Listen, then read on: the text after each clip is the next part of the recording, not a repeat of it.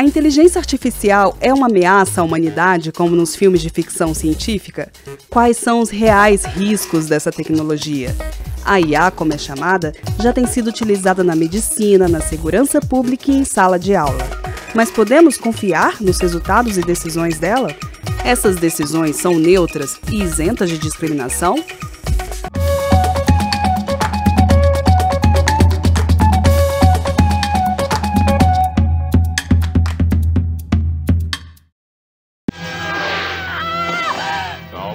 Você está comigo. Você me pegou? Quem pegou você? Comecei na dublagem nos anos 70, no Rio de Janeiro, né? Eu já tenho quase 50 anos, na verdade, de profissão. É preciso. Neo, Morfeu se sacrificou para que saíssemos com você. Acredito que Morfeu significa mais para mim do que para você. E que se você realmente quer salvá-lo, vai precisar da minha ajuda. A inteligência artificial para a dublagem, por exemplo, ela nos auxilia muito com tradução de texto, acelera o nosso processo. Mas nós temos que ter o tradutor para fazer uma revisão, para justamente adaptar determinadas coisas que vão entrar literalmente, determinadas piadinhas ou até alguns palavrões, enfim. Hoje a gente já usa a inteligência artificial no nosso dia a dia mesmo sem saber, né? São exemplos bobos como o Waze quando a gente sai de casa, ou o Netflix que nos aconselha quais filmes assistir, o próprio Spotify também, que porque você ouviu tal música, recomenda pra gente uma outra música. Sistemas de busca também, como Google, Bing, usam inteligência artificial há muito tempo. Inteligência artificial são modelos de computadores que são inteligentes, ou seja, eles aprendem com o erro e os acertos. E hoje a gente tem a IA generativa, que ela é capaz de gerar imagens, gerar textos, dependendo do comando que você dá.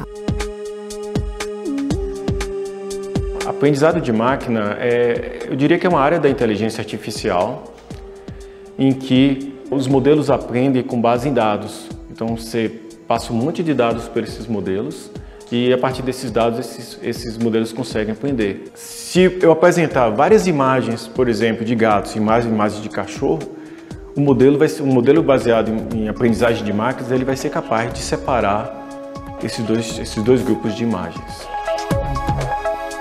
E muitas vezes a gente precisa de um exército humano para coletar esses dados. Há muitos históricos, inclusive, de exploração dessa mão de obra. E esse é um ponto para nos mostrar que esses dados também não caem do céu.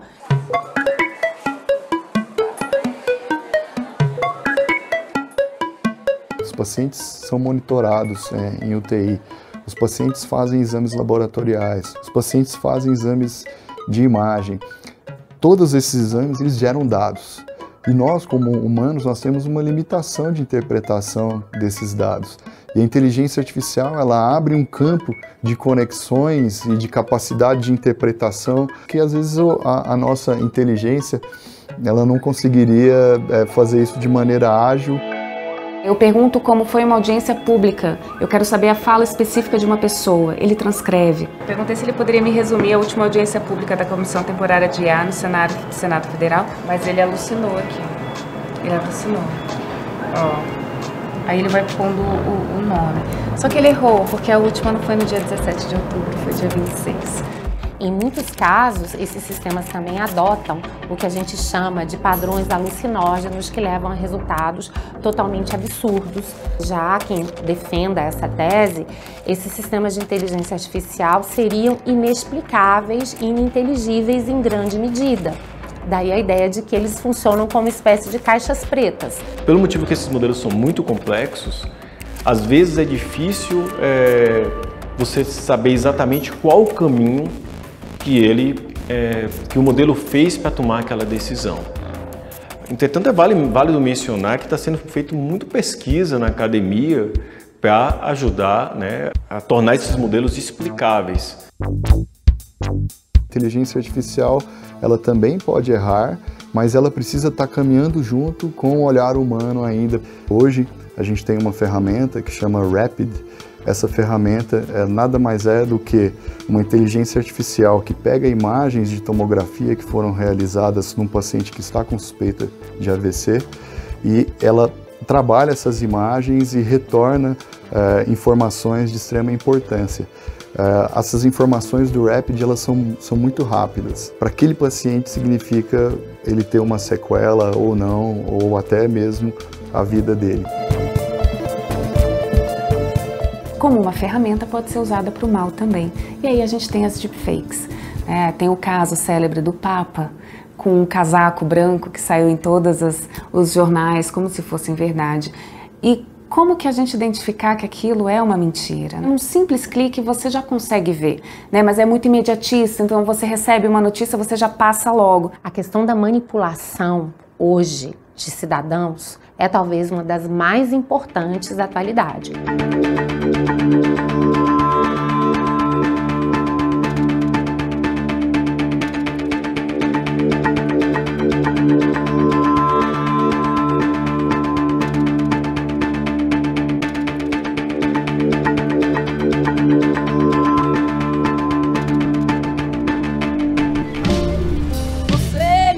Cada vez mais é possível manipular usuários e titulares de dados. Por exemplo, na reconstituição digital da imagem de pessoas já falecidas, fazendo coisas que elas não fizeram em vida. E claro que o problema também se aplica aos vivos. Do ponto de vista social é muito complicado, mas também do ponto de vista das pessoas cujas identidades podem ser roubadas, por assim dizer, por sistemas de inteligência artificial, também pode ser muito complicado. E diretamente inspirado nos conceitos e diretrizes propostos na recomendação sobre inteligência artificial da OCDE. Quando, em verdade, nem houve a própria cena, ela é montada, ela é construída artificialmente. Se essas técnicas de manipulação já são extremamente intensas com adultos, quando estamos falando de crianças e adolescentes, cujas personalidades estão em formação, os efeitos disso podem ser, a rigor, até mesmo irreversíveis. Tem essa questão, assim, né, que já está acontecendo, né, assim, da clonagem, né, das vozes, e então isso é uma coisa, assim, que eu acho muito perigosa e está acontecendo. Captação de vozes humanas, mas trazidas para a inteligência artificial, né? Então, esse é um dos aspectos que mais, digamos assim, é um ponto de tensão, né, de preocupação maior dentro da categoria de dublagem. Já tem estúdios que já perderam, digamos, algumas produções por conta da inteligência artificial. A gente sentiu um impacto, freou um pouco assim a produção. Nós tivemos greve de roteiristas nos Estados Unidos, tivemos greve de artistas, inclusive, nos Estados Unidos e na Europa. A inteligência artificial vai ter um impacto muito grande no mercado de trabalho, né? Existem vários estudos que têm tentado fazer uma previsão do tamanho desse impacto.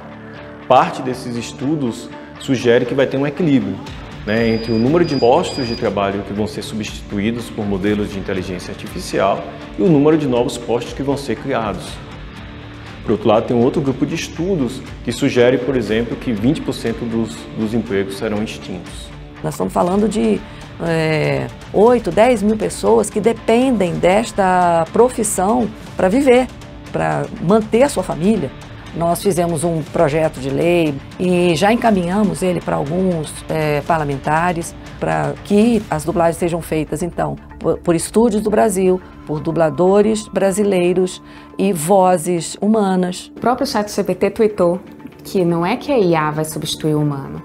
O humano que usa a IA vai substituir um que não usa. A gente brinca que uma das habilidades hoje no currículo é sei fazer as perguntas certas. Obviamente que sempre cuidado com as informações confidenciais, né? Se for usar ferramenta para apoiar no trabalho, verifiquem com seu empregador qual é que ele indica. Atividades repetitivas vão ser substituídas mais facilmente. Por exemplo, você tem empresa de call centers. Isso hoje em dia já ocorre. Nós já temos muito robôs no lugar de pessoas. Mas os modelos estão muito melhores. Normalmente pessoas de escolaridade média, escolaridade alta, elas têm uma maior capacidade de se ajustar a mudanças.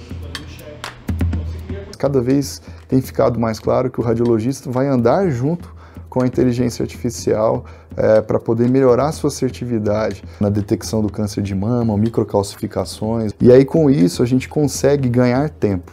E ganhar tempo num sistema de saúde onde a gente tem os recursos limitados significa que mais pacientes podem ser atendidos e serem beneficiados de um sistema de saúde mais eficiente, mais otimizado. Eu sou She-Ra! A dublagem brasileira, ela é reconhecida como a melhor dublagem do mundo. Eu fiz a voz do Riquinho, né, que era uma voz masculina de criança, né? No início da minha profissão eu fazia muita voz de menino, né? E tem vários outros personagens aí, a Lois Lane do Superman. O dublador ele tem que ser necessariamente ator, porque nós interpretamos, né? Nós trazemos a dublagem, a versão, para a nossa realidade cultural. Uou! Peraí, gente, peraí um pouquinho, eu também tive saudade de vocês, tá bem? Olha lá, se não são Lala, Lelé e a Lulu? Então a máquina ela tem um recurso até um certo ponto, né? Mas assim, ela não substitui as emoções. Papai! Aqui estou eu, Olivia! Socorro, papai! O Brutus está atrás de mim! Então a criatividade humana vai ser muito difícil de ser substituída, né? A empatia humana também. Então nós vamos começar a nos preocupar com características mais do ser humano e menos características relacionadas que podem ser substituídas diretamente pela máquina. Então o mais interessante realmente é a gente preparar essas pessoas, dando educação para elas terem capacidade, né, no momento que o emprego dela faltar em uma determinada área, ela ter capacidade de ir para uma outra área. Mas principalmente na base mesmo, né, ensinar as pessoas na base. A gente está numa discussão anos-luz, quando a gente ainda tem que cuidar do básico. E aí eu falo de infraestrutura, conectividade, capacitação, as nossas escolas. E a gente não tem o básico que alimenta o sistema de inteligência artificial, que são os dados. No Brasil a gente tem 8 centros de inteligência artificial que foram anunciados pelo Ministério de Ciência e Tecnologia. Tem um, inclusive, que é com a IBM e com a FAPESP, em São Paulo, na USP. Mas são só 8. São 27 estados. Precisa de fato de maior investimento. E a gente entende que o governo sozinho não vai fazer isso. Precisa ser público e privado, né? As empresas hoje estão todas investindo na IA generativa, querendo ter o seu assistente, querendo ganhar essa corrida, e é para isso que vai. Eu acho que seria muito interessante as crianças saírem do ensino médio sabendo computação. Não é sabendo que existe um computador, é sabendo de fato abrir um computador, né, ligar um computador, fazer um programa em Python, rodar esse computador, pegar dados, né, ler esses dados, transformar esses dados em modelo. Quando nós temos um modelo de aprendizagem de máquinas que vai construir um modelo de previsão ou de classificação baseado em dados, ele de alguma forma pode assumir os vieses que tem nos dados. Por exemplo, há vários anos atrás, né, fizeram uma pergunta para ele, né, se homens estão para cientista da computação, assim como mulheres estão para. E a resposta dele foi dona de casa. Por quê? Esses dados provavelmente eram dados que incluíam um período, né, da espécie humana em que as mulheres trabalhavam mais em casa. Então ele captou esses viés, né?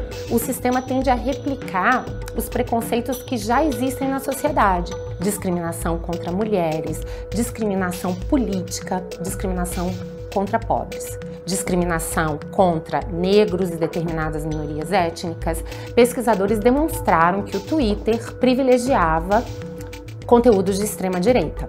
O próprio Twitter demorou um certo tempo, reconheceu que havia esse viés. O viés e a discriminação acontecem sim, os dados são fundamentais nesse processo, porque se eu tenho apenas uma mulher branca, de cabelo preto, né, mãe de 3 filhos, que cresceu em Brasília, criando um sistema, eu vou colocar todo o meu viés ali. Quanto mais diverso for a equipe que estiver trabalhando com o sistema de inteligência artificial, menor a chance de eu ter viés. Em muitos casos, esses sistemas estão sendo utilizados para fazer avaliações subjetivas e valorativas a respeito das pessoas. Quem é capaz ou não para assumir um cargo, para entrar na universidade, para ter acesso a um produto ou serviço e tantas outras coisas. As possibilidades de erros e problemas aí são inúmeras. Daí a importância da supervisão humana e desse controle também de resultados. Um outro exemplo que pode ocorrer de vieses, né, é de você ter uma determinada população que está subrepresentada na amostra. Imagina um sistema de reconhecimento de faces, né?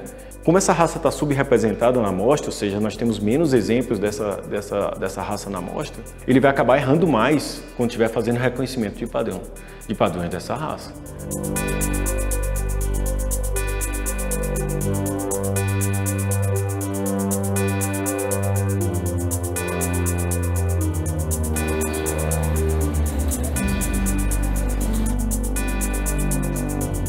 Aconteceu lá na Orla, né, na Orla de Aracaju, que é uma festa, uma festa carnavalesca. Estava na companhia de 2 amigas e a primeira abordagem já chegaram me indagando, né, fazendo as perguntas.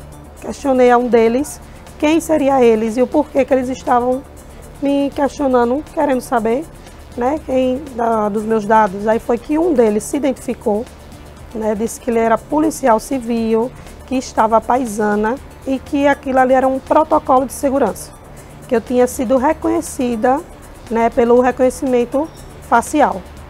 Através desse sistema, eles identificaram eu como sendo uma suspeita, uma possível suspeita, uma foragida da justiça.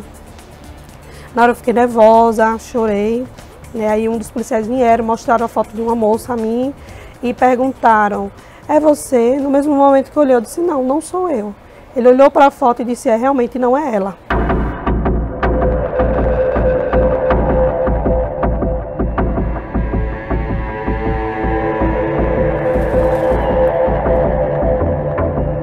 Eu voltei para a festa. Aí logo mais tarde que ocorreu a segunda abordagem, que foi totalmente diferente, né? Que foram pelos policiais militares. Chegaram, eu acho que foram uns 3 policiais, né? Já me cercando, eles pegaram meu celular, jogaram meu copo no chão e já vieram me abordando de forma grosseira, colocando minhas mãos para trás e dizendo: você sabe o que você fez. E eu: moço, mas eu não fiz nada. Nesse momento eu urinei nas calças, de medo, que eu não sabia o porquê que aquilo estava acontecendo comigo. E nesse momento me conduziram para dentro da caçamba da polícia, aquele camburão. E eu no meio da multidão, sendo levada como se eu fosse uma bandida.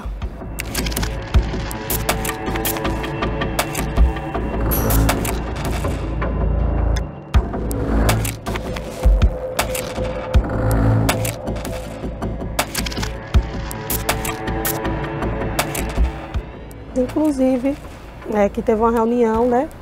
O secretário de Segurança Pública, ele informou para mim, que disse que pode sim estar acontecendo novamente. Pelo que eu soube, disse que a ferramenta ela não tem como estar colocando um alerta, avisando que, no caso, eu não me tratava daquela pessoa que eles estavam procurando. Porque essa ferramenta está aí, porque foram eles que permitiram, né? Está sendo utilizada, estão com nossos dados, porque eles permitiram.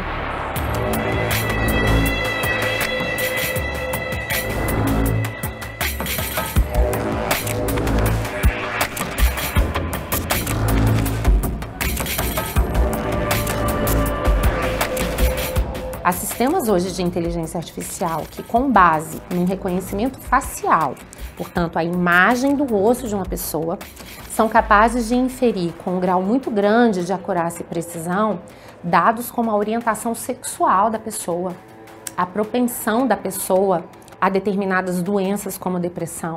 Imagine então se esses dados são utilizados para finalidades estranhas. Como é que nós podemos, por exemplo, depois que o modelo foi construído, avaliar se esse modelo oferece risco a algum grupo da nossa população? Isso talvez seja a área mais quente de inteligência artificial hoje em dia. A gente buscar soluções de inteligência artificial para os problemas que a própria inteligência artificial está trazendo. Essas tecnologias, para entrar na prática mesmo, né, da assistencial, elas precisam estar regulamentadas, né, no caso do Brasil, a Anvisa, e óbvio, com uma participação muito próxima também dos conselhos de medicina, avaliando as questões éticas e as implicações que essas tecnologias podem ter, principalmente na responsabilização de alguns problemas que podem vir. No Brasil a gente tem então 2 cenários, né? Tem na Câmara dos Deputados, a gente teve aprovado o PL 2120, que fala sobre inteligência artificial com um olhar principiológico. E se eu quero regular a tecnologia, tem que ser baseado em princípios. Ou eu fico muito prescritivo ou eu inibo a inovação. O debate foi para o Senado Federal e lá foi apresentado um relatório pela Comissão de Juristas que virou o projeto de lei 2338, apresentado pelo presidente Pacheco, vai na direção oposta do que foi aprovado na Câmara.